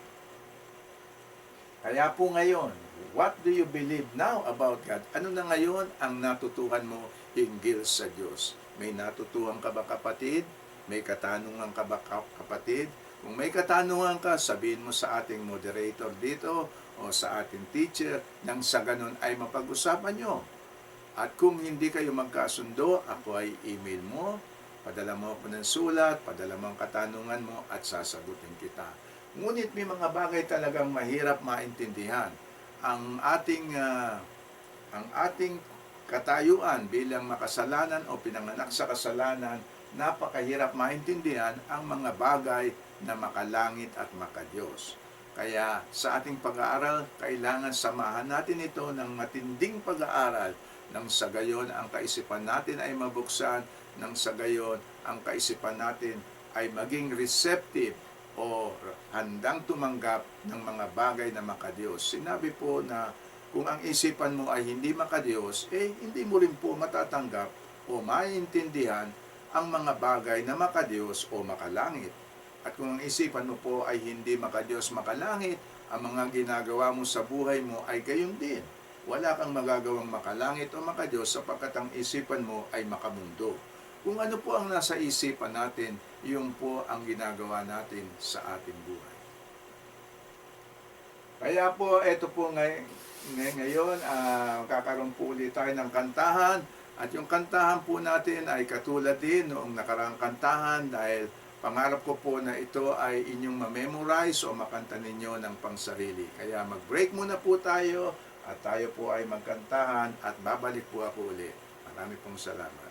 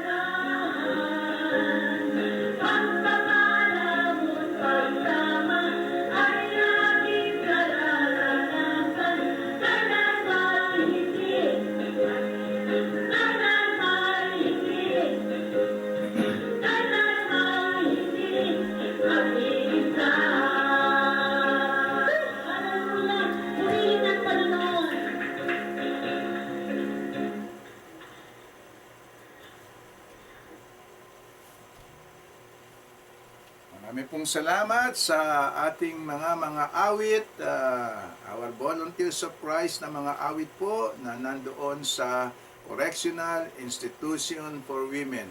Ito po ay ang kulungan po na nasa Mandaluyong City. Tayo po ay magpatuloy sa ating aralin. Ngayon po ang itatanong ko sa inyo, sa mga napag-aralan na natin, kayo po ba ay handa na para salubungin ang ating Panginoong Jesucristo? Sino po dito ang handa na? Pakitaas lang ang kamay. Ilan na ba? Mabibilang na ba? O wala pang nagtataas ng kamay? Doon po sa mga nagtaas ng kamay, ikaw po ay pinagpala ng Diyos sapagkat ikaw ay napili na makarating sa kanyang kaharian. Tayo po, nag-aaral tayo para lalo tayong magkaroon ng kahandaan sa pagsalubong sa pagdating ng ating Panginoon Diyos. Nakikita po natin dito ang Panginoon nating Diyos, narito po siya. Ewan po kung nakikita ninyo, puti po ito. Medyo malabo po pag dumating na sa video. Andiyan po ang ating Diyos at napapaligiran po siya ng mga anghel.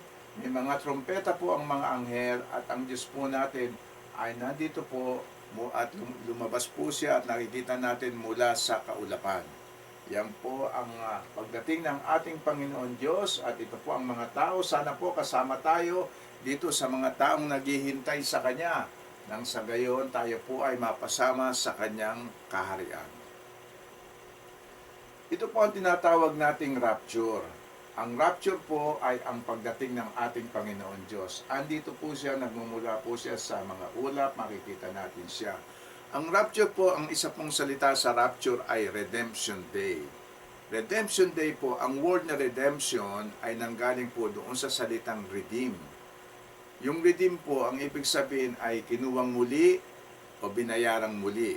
Kaya doon sa pagkakasakripisyo po, pagkakamatay ng ating Panginoong Diyos, binili niya tayo uli, kinuha niya tayo uli. At ang araw na pong yun ay darating, ang Redemption Day po na yun ay darating at ang tawag po natin doon ang rapture. Ngayon po, wala na naman pong rapture doon sa Bible po. Wala pong nakasulat na rapture. Ngayon, ang rapture po, ang ibig sabihin nito, ito po ay ang pagkuha o pagdaklot sa atin sa oras pong yun o pagsama nating bigla sa ating Panginoon Diyos. Kaya po tayo ay laging handa. Doon po sa pagkakataon ng rapture o pagdating ng ating Panginoong Jesucristo, makikita po natin dito po sa ibaba, makikita nyo, ito po ay cemetery. At ewan po kung nakikita nyo po ang mga tao ditong patay na nabuhay. Ayan po, umaakyat sila. At tayo po naman nabuhay, naniniwala sa ating Panginoong Jesucristo, tayo po ay magkakasama ng mga patay at tayo pong buhay ay aakyat at doon natin imimit po si Lord doon sa air o doon sa mga ulap at tayo po ay sasama niya sa kanyang kaharian. Ayan po, makikita nyo. Ito po nakikita nyo dito, isang eroplano pong bumagsak. Hindi po ito prophecy doon sa nangyari na 9/11 sa Amerika. Ito po ay isang larawan lamang na pinakikita na kung yung piloto po ng eroplanong ito ay born again na siya po ay kukunin ng Diyos. Di mawawalan na po tayo ng piloto doon sa eroplano. Kaya po yan ang mangyayari. Yan lang po ay haka-haka sa palagay ng iba na ganun ang mangyayari dahil ang mga born again believer po ay kukunin ng Diyos. At yung mga hindi born again, hindi naniniwala sa Kanya at walang paggawa para sa Kanya at hindi siya sinusunod, sila po lahat ay maiiwan dito. Ito pong nakikita nyong mga kotse dito nagkabangga-banggaan na nawala po yung mga driver niyan. Kinuha po ng Diyos. Kaya yun po ang nangyari. Ito lang po ay nasa larawan. Nung lumikha nito po, yun po ang inilalarawan niya lang. Dahil sa ang mga born again po ay kukunin ng Diyos para dalhin niya doon sa kanyang kalangitan. So ito po ang rapture, the redemption day. Sinasabi po dito, the day of the Lord will come like a thief in the night. Napag-aralan po natin ito, ngunit inuulit ko lang po para hindi natin makalimutan. Nang sa gayon po ay palagi niyong maalala at kung kayo ay aakay ng isang taong nawawala, ito po ang inyong ipapaliwanag sa kanila. The day of the Lord will come like a thief in the night. Ang pagdating po ng ating Panginoon Diyos ay tulad ng isang magnanakaw sa isang gabi. Ito po ay hindi natin alam. At kung alam natin na tayo ay nanakawan, hindi po ba na dapat lang tayo ay maghanda? Kung tayo po naniniwala ng ating Panginoong Jesucristo ay babalik, tayo po ay dapat maghanda. Hindi po natin alam kung anong eksaktong oras, anong eksaktong araw o taon. Ngunit siya ay babalik. Yun po ang sinusuguro niya sa atin sa pangako niya doon na nakasulat sa aklat ng Diyos o sa ating Biblia or Scripture o salita ng Diyos. The day of the Lord will come like a thief in the night. That is how it will be at the coming of the Son of Man. Ganyan ang mangyayari sa pagdating ng ating Panginoong Jesucristo. Two men will be in the field. Dalawang tao ang nandoon sa bukirin. Yung isa, one will be taken away. Yung isa ay kukunin ng Diyos, dadali niya sa kaharian. At yung isa naman, and the other left. Isa pong ehemplo pa, two women will be grinding, sabi niya, with a hand. Dalawa pong babae ang nagigiling doon sa gilingan with a handmill. One will be taken and the other left. Ang isa ay dadalhin niya sa langit, ang isa ay maiiwan. So alam na po natin kung sino ang dadalhin ng ating Panginoong Diyos doon sa kalangitan. Yung pong born again Christian po na may bunga, na sumusunod sa ating Panginoong Jesucristo. Ito po ay makikita natin sa Thessalonians 5:2, Matthew 24:36-41. Ang tawag po dito sa the rapture ay the redemption day. Uulitin ko din po, redemption day from the word redeem. Inuwa uli, binayaran, nakuha. So, sa pagkamatay ng ating Panginoong Jesucristo, tayo po ay nabili niyang muli. Tayo po ay kay Jesucristo na, hindi na po tayo pang sarili natin. Kaya sinasabi po ni Paul, I am crucified with Christ. Maski na ako'y nabubuhay, ang buhay ko ay hindi na para sa akin. Ito ang buhay para sa aking Panginoong Diyos na nagmahal sa akin at nagligtas sa akin. Inasabi rin po dito ni Paul, behold, masdan mo, I tell you a mystery. Sinasabi ko sa iyo ang isang talinghaga o ang isang misteryo, ang isang bagay na mahirap mong maunawaan. We shall not all sleep. Hindi po lahat tayo ay matutulog. Hindi ang pagtulog po dito ay hindi po nangangahulugan na natutulog tayo sa gabi. Ang sinasabi po dito ay kamatayan. Kung sa mga katwid, sinasabi po tayo dito na hindi tayo lahat mamamatay. But we shall all be changed. Tayo po lahat ay magbabago ang ating kaanyuan, magkakaroon tayo ng katawang hindi na nabubulok, magkakaroon po tayo ng katawang walang kamatayan. Yun po ang pangako sa atin. We shall all be changed. Paano? Ang sabi po dito, sa maikling sandali lamang at sa pagkisap ng mata. Yun po, in the twinkling of the eye at sa huling trumpeta. Ang trumpeta po ay tutunog. At ang mga patay po na kay Kristo, yung mga born again Christians po na naniwala sa Kanya at sumusunod sa Kanya, lahat po yun ay mabubuhay na mayroong katawang bago na. Papalitan po ang katawan. Ang katawan po ay magiging glorified body o katawan po na hindi mabubulok, hindi nabubulok at katawan pong walang kamatayan. Yun po ang sinasabi dito ni Paul na sinasabi niya na tayo po lahat ay mabubuhay pagdating ng ating Panginoong Jesucristo. Immortality at the coming of Christ, pinapatunayan din po dito po sa libro ni Timothy, pinapatunayan po din dito na sa pagdating ng ating Panginoong Jesucristo, tayo po ay magkakaroon ng buhay na walang hanggan. Sabi po ni Timothy, but has now been revealed by the appearing of our Lord Jesus Christ. At ito ay papatunayan sa pagpapakitang muli ng ating Panginoong Jesucristo sa kanyang pagbabalik, who has abolished death, na kanya pinawalang bisa ang kamatayan, tinanggalan niya ng kapangyarihan ng kamatayan, at tayo ay binigyan niya ng buhay na walang hanggan upang maging ilaw tayo sa magandang balita ayon sa Biblia. Hindi po ba napakaganda niyan? Na tayo po ay makakapiling natin ng ating Panginoon Diyos. Tayo po ay mapapasa Kanya habang buhay. Hindi na po tayo magwo-worry na magkasakit. Tayo po ay magkakaroon ng katawang hindi mabubulok at buhay na walang hanggan. Dito po sinasabi din ni Job sa aklat po o libro ni Job, sinasabi niya, for I know that my Redeemer lives, sapagkat alam ko na ang aking tagapagligtas ay buhay. And he shall stand at last on the earth. At siya ay tatayo at magiging hari dito sa lupa. And after my skin is destroyed, at maski na ang aking balat ay masira, ito ang alam ko, that in my flesh, sa aking bagong katawan, sa aking resurrected body, katawang hindi nabubulok, walang kamatayan, ay makikita ko, I shall see God, ay makikita ko ang Diyos. At the redemption day, doon sa kanyang pagdating, makikita ko ang Diyos. At ako ang makakakita sa kanya at makikita ng aking mga mata, hindi ng iba, kundi ng aking mga mata, o ang puso ko ay nagnanasa na dumating ang araw na yun.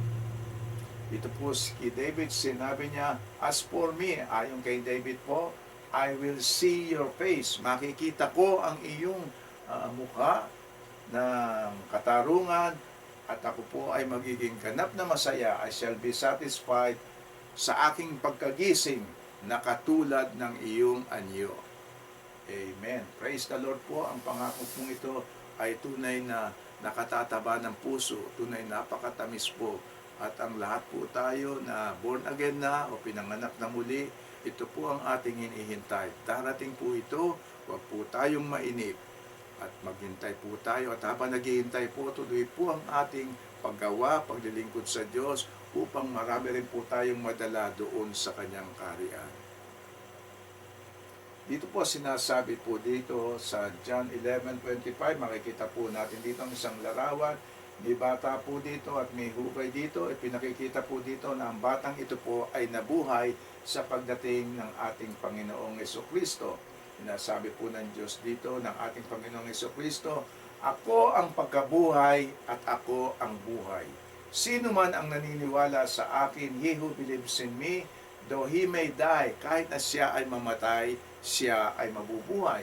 At ang nabubuhay naman at naniniwala sa akin, siya ay hindi mamamatay. Ito lang po ang katanungan ng ating Panginoong Jesucristo. Naniniwala ka ba doon sa sinabi ko? Yun ang sabi niya. Do you believe this? Yun po ang sabi ng ating Panginoong Jesucristo.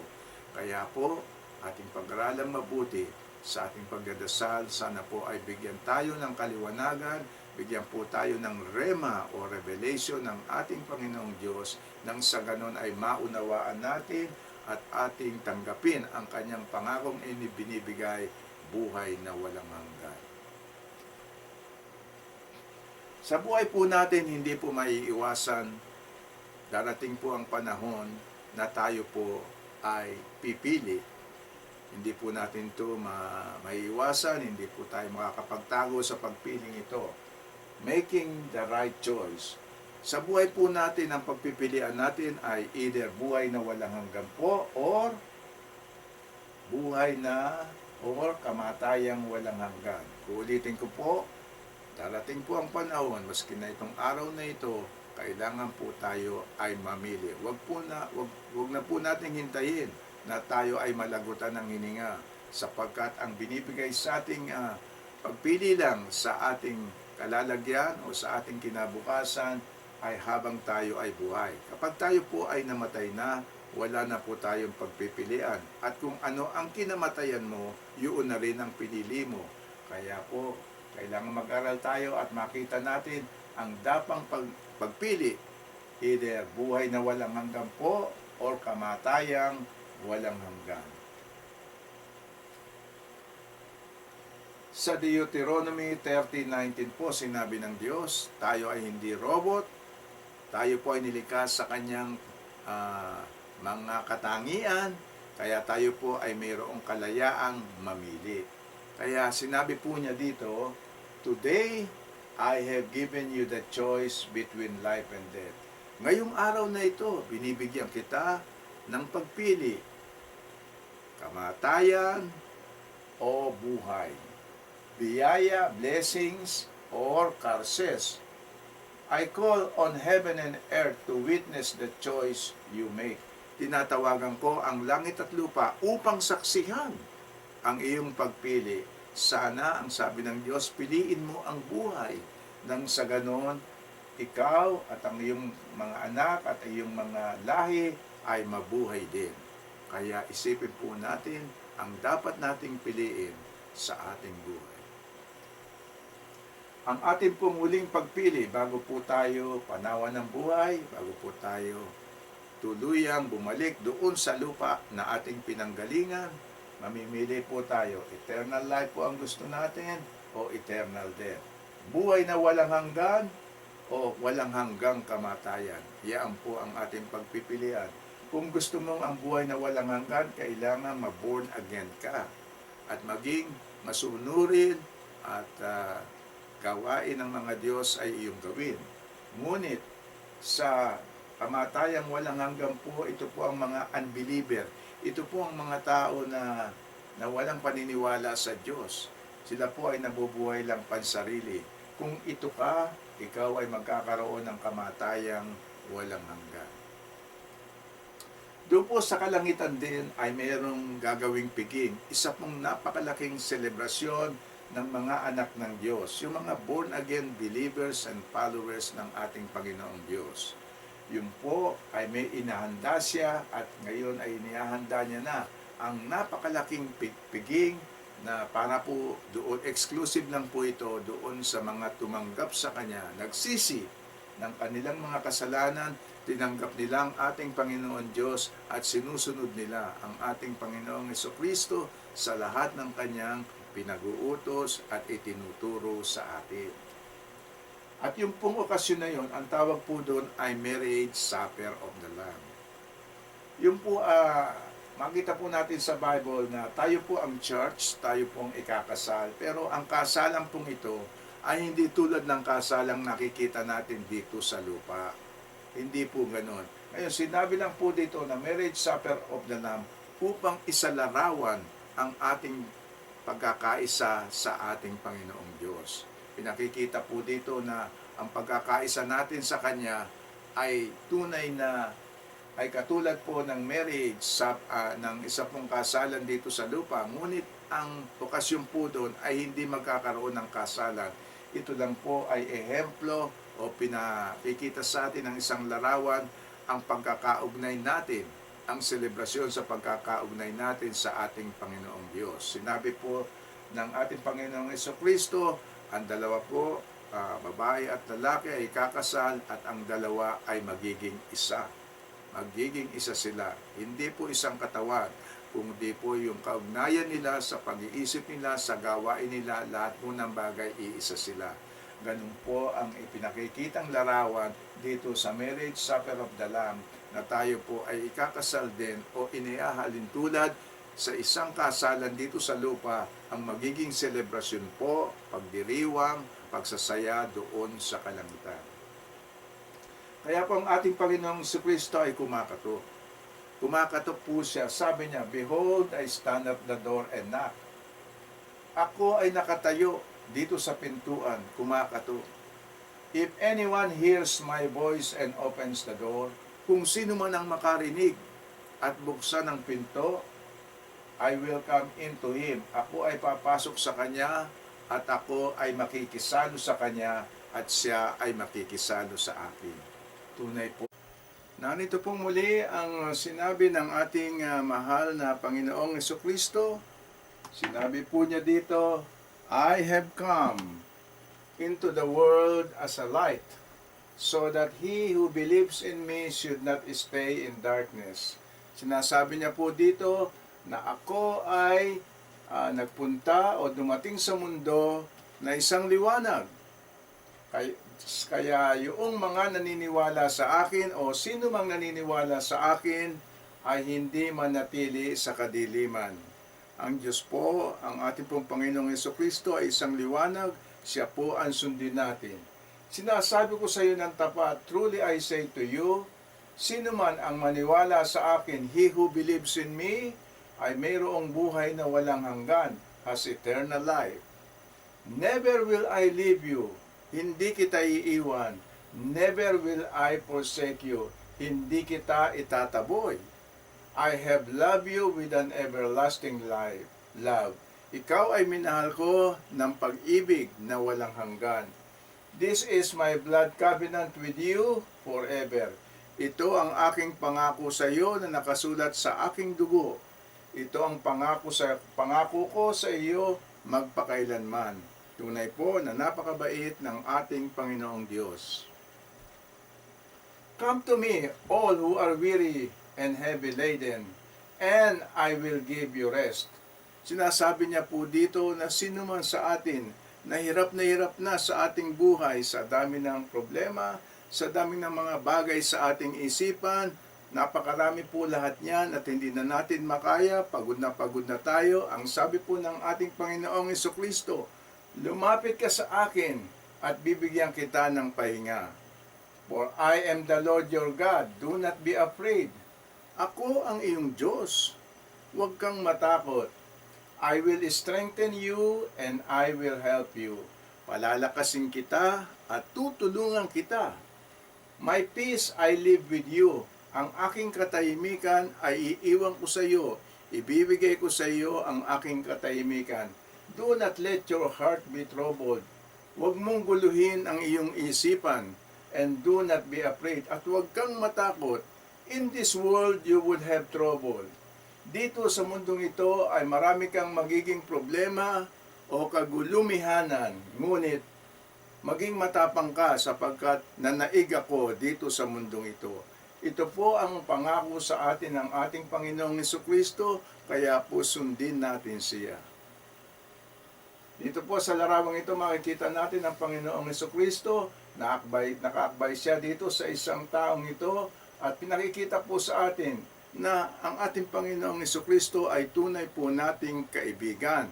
Kaya huwag po tayong mag-atubili na lumapit sa Kanya o kausapin siya kung anuman ang ating loobin o kung anuman ang problema natin sa buhay, sapagkat siya po ay handa na tulungan tayo. Tunay po na mahal tayo ng ating Panginoong Jesucristo. Jesus loves you. He really does. Tunay po. Kaya ang pinakamaganda pong gawin natin ay makinig tayo sa Kanya.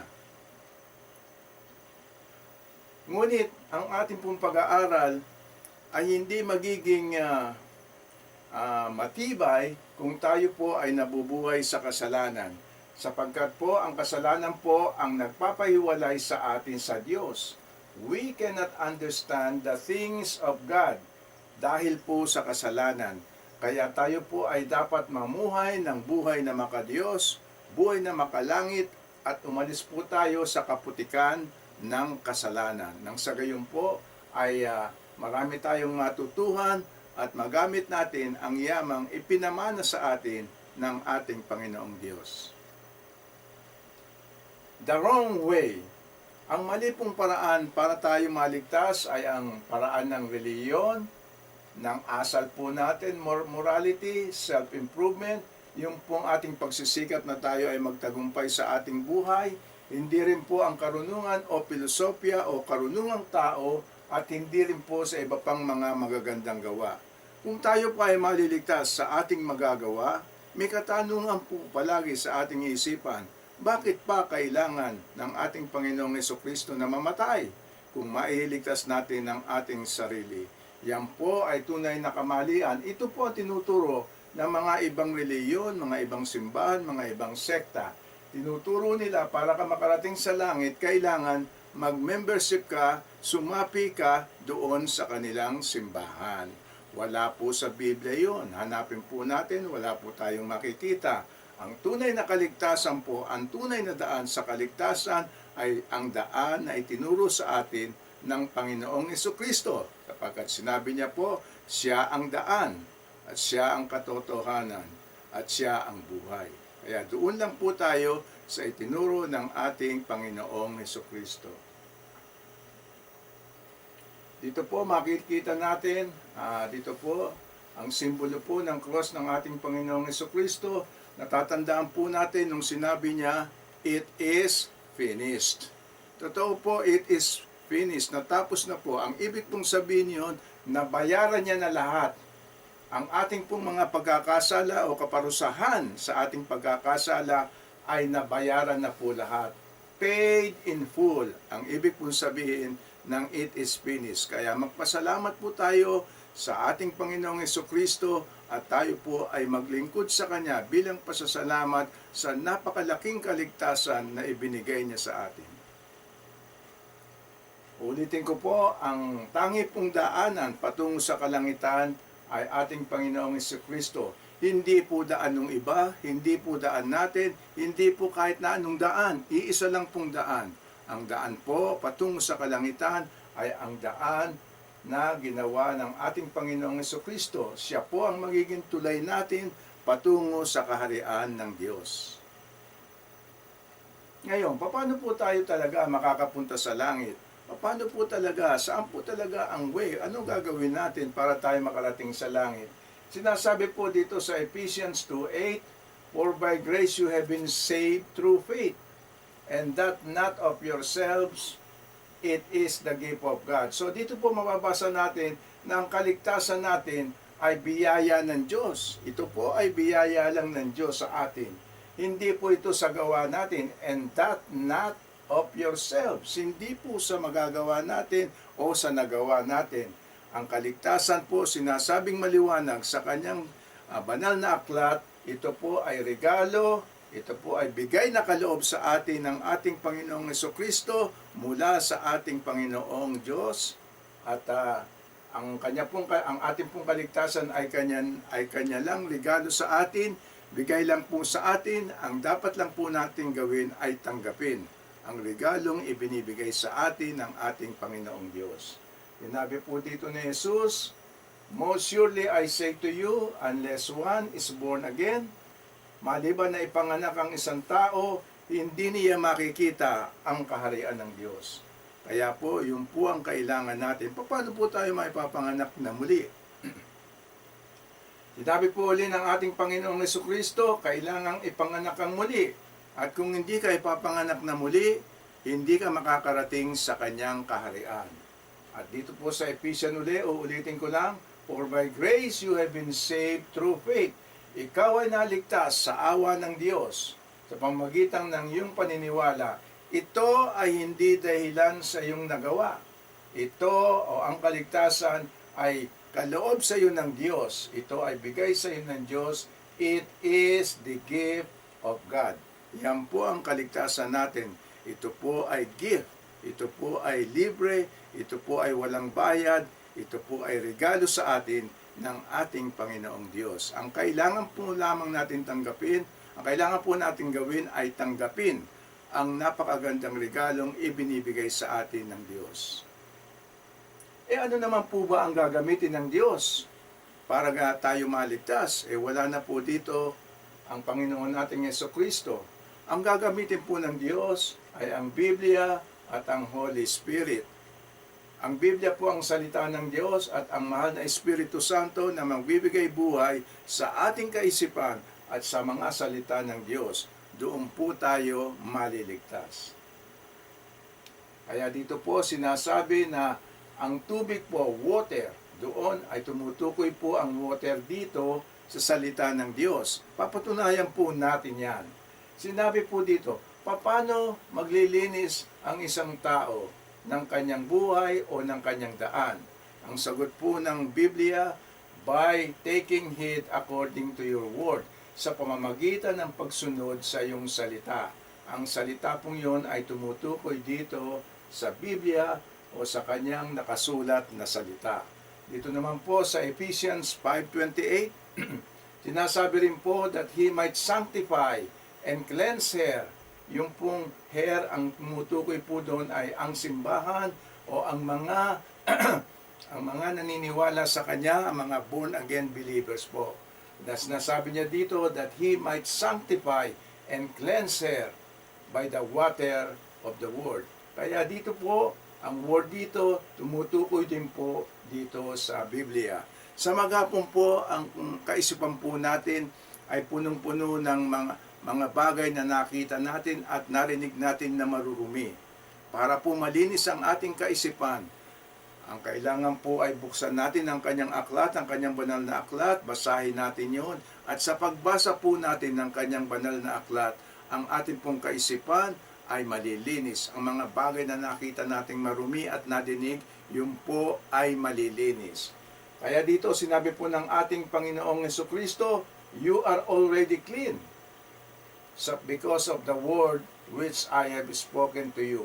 Ang nagsalita dito po ay ating Panginoong Jesucristo at sinasabi niya na tayo po ay malinis na sapagkat binigkas niya sa atin ang kanyang mga banal na salita.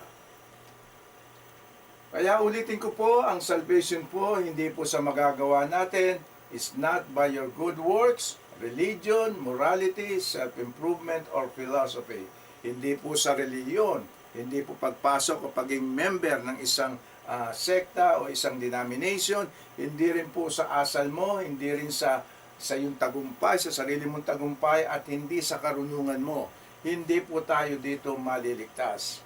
Kailangan po maniwala tayo doon sa ginawa ng ating Panginoong Jesucristo. Hindi po sa magagawa natin tayo naligtas, kundi doon sa nagawa na ng ating Panginoong Jesucristo. Not by what you can do, but by what Jesus Christ has done for you. Kaya po, ulitin natin, Ephesians 2:8, for by grace you have been saved through faith, and that not of yourselves. Ito po ay regalo, it is the gift of God. Hindi po sa magagawa natin, kung hindi sa nagawa ng ating Panginoong Jesucristo, tayo po ay naligtas. Kaya dito po kita ito sinasabi niya rin, not by good works of righteousness na ginawa mo which we have done, but according to His mercy, dahil po sa kanyang awa, tayo po ay naligtas. Tandaan po natin yan, hindi po sa magagawa natin, kung hindi sa nagawa na ng ating Panginoong Jesucristo. Kailan naman po dapat tayo maligtas? Ang araw po ng kaligtasan ay ngayon. Ngayong araw na ito, ngayong sandaling ito, ngayong oras na ito. Ito po ang tunay na panahon o araw ng kaligtasan. Tingnan po natin kung ano ang nakasulat. Dito po sa Luke 19:1 sinasabi, and Jesus said to him, today salvation has come to this house. Sinasabi po na ang salbasyon o kaligtasan ay naririto, ay dumating dito sa bahay na ito. Ito po ay istorya doon sa isang tax collector na nag-inimbita ang ating Panginoong Jesucristo sa kanyang bahay at siya po ay nagbigay ng salo-salo. Ang tao pong ito, ang tax collector na ito po ay nagbago sa kanyang pandaraya, sa kanyang pagiging tax collector. Ibinalik niya lahat ang mga nakuha niyang pera na dinaya niya sa mga tao. Nang ito ay makita po ng ating Panginoong Jesucristo, sinabi niya na ang kaligtasan ay dumating sa bahay na ito.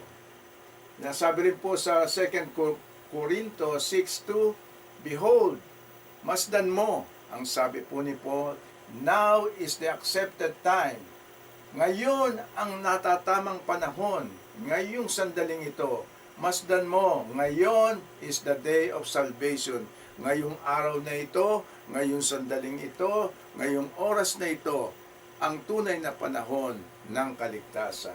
Sa Hebrew po mababasa natin, Hebrew 4:7, today, ngayong araw na ito, if you will hear His voice, kung maririnig mo ang tinig ng ating Panginoong Diyos, ang tinig ng ating Panginoong Jesucristo, huwag kang magatubili, huwag mong patigasin ang iyong puso, bagkus buksan mo ang pinto at tanggapin mo siya.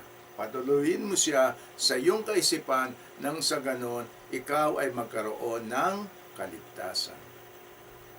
Ang kaligtasan po ay napakadali lang po, A, B, and C. Napakadali lang po, ngunit kung ang puso nyo ay matigas, tunay pong may kahirapan.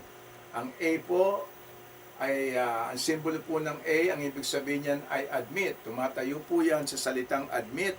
Ang admit po, ang ibig sabihin tanggapin mo. Tanggapin natin na tayo ay makasalanan. Mula pa sa sinapupunan ng ating ina, tayo ay makasalanan na. Tayo ay sinilang na makasalanan. Kaya aminin natin na tayo ay walang magagawa. Tayo ay makasalanan. Pagkatapos po noon, ang gagawin natin ay letter B. Ang letter B po ay believe. Maniwala tayo na si Kristo ay namatay upang bayaran ang kaparusahan ng ating mga kasalanan. Yung po ang kailangan nating gagawin. Number 2 sa letter B. Ang pangatlo po ay isang action word, come. Sapagkat ang pananampalataya po ay walang halaga, walang bisa at patay kung ito ay walang gawa. Kailangan po isagawa natin ang ating nasa isipan. Tayo po ay come. Lumapit tayo sa ating Panginoong Jesucristo at tanggapin po natin siya na tanging Panginoon, tanging Diyos at tanging tagapagligtas.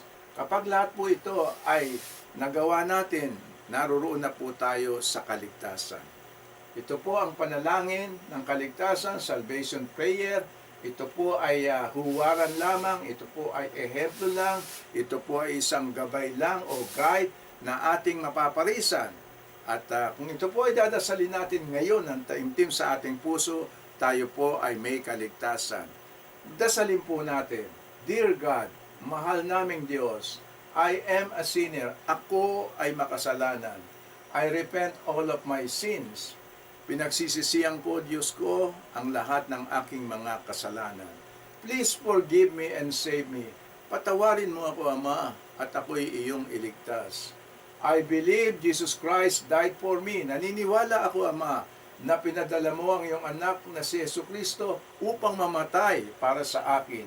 Bayaran ang aking pagkakasala, ang kaparusahan sa aking pagkakasala, at linisin ang aking puso sa pamagitan ng kanyang banal na dugo. I receive Jesus Christ as my Lord and my Savior. Tinatanggap ko, Ama, ang iyong anak na si Jesus na tangi kong Diyos, tangi kong Panginoon, at tangi kong tagapagligtas. Ako ngayon ay born again na. Ako ngayon ay naipanganak na ako ng Espiritu at naipanganak ako ng Diyos. Salamat, Ama, sa iyong regalo, sa iyong bigay, sa iyong kaloob na buhay na walang hanggan. Kaya po, welcome po sa pamilya ng Diyos. Kayo po ay kapamilya na namin at tayo pong lahat, darating ang panahon ay magkakasama-sama doon sa kaharian, doon sa kalangitan ng Diyos. Marami pong salamat. At tayo po, bago po tayo maghiwa-hiwalay, manalangin po tayong muli nang sa gayon po magkaroon tayo ng pagkakataon na makapag-aral sa darating pang panahon. Mahal naming Diyos Ama na nasa kalangitan, tunay po ikaw ay napakabait. Ikaw po ay napakabuti sa amin. Tinuturuan mo po kami, ginagabayan mo po kami, nang sa gayon ay mapag-alaman namin ang mga bagay na dapat naming malaman hinggil sa iyo, hinggil sa iyong kaharian, hinggil sa iyong kalangitan. Salamat, Amang, muli sa pagkakataong ibinigay mo sa amin sa araw na ito. Hiniling po namin, Ama, na tulungan mo kaming matapos ang aming pag-aaral at bigyan mo po kami ng maraming pagkakataon na makapag-aral ng sa gayon po, lubos-lubos kaming matuto at lumago nang kami po ay iyong magamit. Ibinibigay po namin, Ama, ang aming buhay sa iyo. Gamitin mo po ito at iyo pong palaguin ng sa gayon po para sa iyong kaluwalhatian ay marami pang maakay na kaluluwa patungo sa iyong kaharian. Maraming salamat po, Ama, sa pangalan ng iyong anak na si Jesus. Amen.